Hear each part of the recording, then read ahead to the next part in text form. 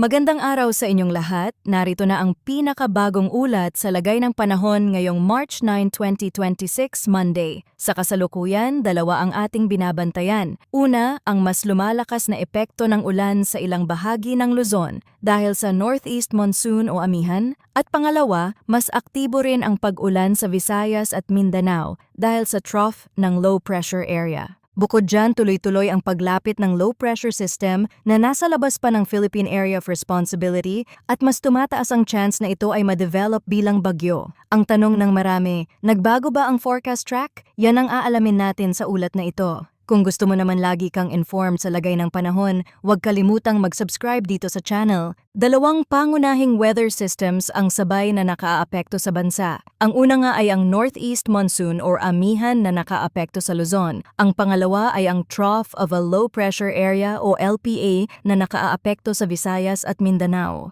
Kaya ang takbo ng panahon ay may dalawang linya ng ulan. Sa Luzon, may mga lugar na mas maulan at mas tuloy-tuloy ang pag-ulan dahil sa amihan. Habang sa Visayas at Mindanao, mas pabugso-bugso pero pwedeng malakas ang buhos dahil sa trough ng LPA na nagtitrigger ng scattered rains at thunderstorms. At dahil may mga lugar na inaasahang makakaranas ng moderate hanggang paminsan-minsan ay heavy rains, kailangan nating seryosohin ang banta ng flash floods at landslides lalo na sa mabababang lugar at sa mga komunidad na malapit sa bundok. Unahin natin ang mga lugar na direktang apektado ng trough ng LPA dahil dito madalas mas mabilis ang biglaang buhos at thunderstorm. Kabilang dito ang Visayas, Mindanao, Sorsogon at Masbate. Sa mga lugar na ito, inaasahan ang maulap na kalangitan na may scattered rains at thunderstorms. Ibig sabihin, hindi pantay ang ulan sa buong araw. Maaring may oras na mahina tapos biglang lalakas na may kasamang kulog at kidlat dahil ang pag-ulan ay maaaring moderate hanggang paminsan-minsan ay heavy,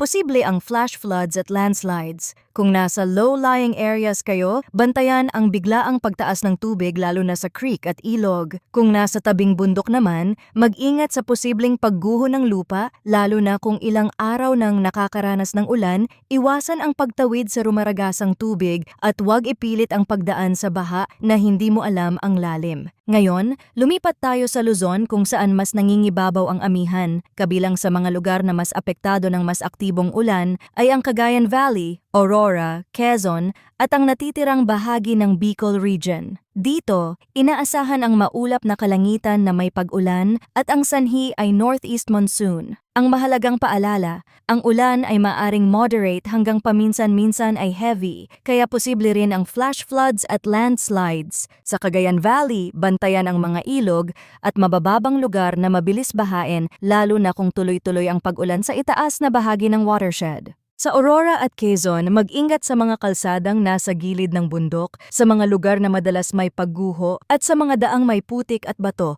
kapag nagkakaroon ng runoff. Sa Bicol Region, lalo na sa mga area na sanay sa mas matagal na pag-ulan kapag malakas ang monsoon, bantayan ang pagtaas ng tubig sa komunidad at sumunod sa abiso ng lokal na pamahalaan kung may warning sa pagbaha o kung may rekomendasyon na umiwas muna sa high-risk areas. Kung may biyahe, mas mainam na magplano ng maaga. Para naman sa Cordillera Administrative Region, Oriental Mindoro, Marinduque at Romblon, inaasahan ang maulap na kalangitan na may light rains, dulot pa rin ng amihan. Wala namang significant impact ang inaasahan. Ibig sabihin mahihinang pag-ulan lang at hindi inaasahang magdudulot ng malawakang problema.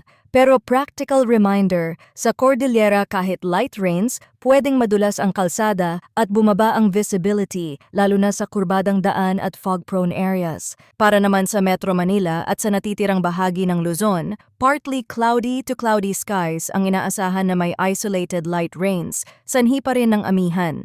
Walang significant impact ang inaasahan, kaya panandali ang ambon o mahihinang pag-ulan lang ang posibleng maranasan. Pero sa Metro Manila, alam natin na kahit light rains pwedeng magdulot ng traffic at madulas na kalsada. Kaya maglaan ng extra time sa biyahe, lalo na sa rush hours. At iwasan ang mabilisang takbo kapag bagong basa ang kalsada dahil doon madalas dumudulas ang gulong. Sa ibang bahagi ng Luzon, kung may ambon sa umaga o gabi, maaaring bumaba ang visibility, kaya siguraduhing maayos ang headlights at wipers kung magmamaneho. Ngayon, puntahan natin ang hangin at kondisyon ng karagatan dahil dito madalas nagmumula ang panganib sa mga baybayin at sea travel. Para sa eastern sections ng Southern Luzon at Visayas, inaasahan ang strong na hangin na mula northeast. Ang coastal waters ay rough at ang taas ng alon ay mula 2.8 hanggang 4.0 meters. Mataas ito at delikado para sa maliliit na bangka at kahit sa ilang regular na biyahe sa dagat. Kung kayo ay mangingisda o may planong bumiyahe, mas mainam na ipagpaliban ang paglayag at sumunod sa abiso ng lokal na otoridad. Huwag mag-risk sa rough seas dahil ang biglaang hampas ng alon ay pwedeng maitumba o magpasok ng tubig sa bangka, lalo na kung sasabay ang malakas na hangin. Sa Northern Luzon at sa eastern section ng Central Luzon, inaasahan ang moderate to strong na hangin na mula northeast. Ang coastal waters ay moderate to rough na may taas ng alon mula 2.1 hanggang 4.0 meters. Delikado rin ito para sa small sea crafts at sea travel. Kung nasa coastal communities kayo, iwasan ang paglapit sa dalampasigan kapag malakas ang alon at bantayan ang anumang abiso tungkol sa sea travel restriction. Kahit hindi kayo maglalayag, ang malalakas na alon ay pwedeng magdulot ng coastal hazards sa exposed na baybayin, lalo na kung may high tide at tuloy-tuloy ang hangin. Para sa natitirang bahagi ng bansa, light to moderate ang hangin na mula northeast to north at ang coastal waters ay slight to moderate na may alon mula 0.6 hanggang 2.5 meters. Mas manageable ito sa karamihan ng lugar pero tandaan, kapag may thunderstorms lalo na sa Visayas at Mindanao, pwedeng biglang lumakas ang hangin at tumaas ang alon. Kaya kung maliit ang sasakyang pangdagat, ugaliing bantayan ang ulap sa may dagat at huwag maglayag kapag may thunderstorm at biglang pagdilim sa horizon. Ngayon silipin natin ang extremes of temperature at relative humidity para sa 24-hour period na nagtatapos ng 8 o'clock p.m. yesterday. Ang minimum temperature ay 21.8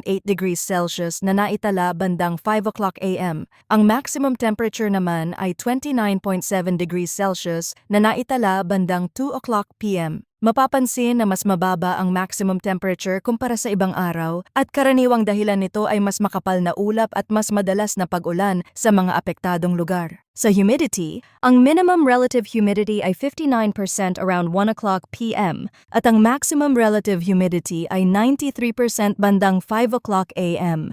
Ibig sabihin, mataas ang moisture sa hangin lalo na sa madaling araw at umaga. At kahit bumababa sa tanghali, nananatili pa ring sapat ang halumigmig para suportahan ang pagbuo ng ulan at thunderstorms kapag may trigger tulad ng trough ng LPA at monsoon flow. Ngayon, pag-usapan natin yung low pressure system sa labas ng PAR. Ang mahalagang punto, patuloy itong lumalapit at mas tumataas ang chance na ma-develop bilang bagyo. Kapag sinabing nagbago ba ang track, ang ibig sabihin nito ay kung mas didikit ba sa bansa o mas lilihis palayo. Sa ngayon, kahit tumataas ang development potential, hindi pa rin dapat mag-jump sa conclusion ng direct landfall agad dahil ang posisyon ng ridge, ang lakas ng amihan at ang iba pang flow sa paligid ang magdidikta kung ito ay aakyat pa hilagang silangan, dadaan sa boundary, o lalapit ng mas malapit sa silangang bahagi ng bansa. At sa kasalukuyang forecast, hindi ito nakikitang lalapit sa bansa at patuloy itong kikilos pa hilagang silangan papalayo sa bansa.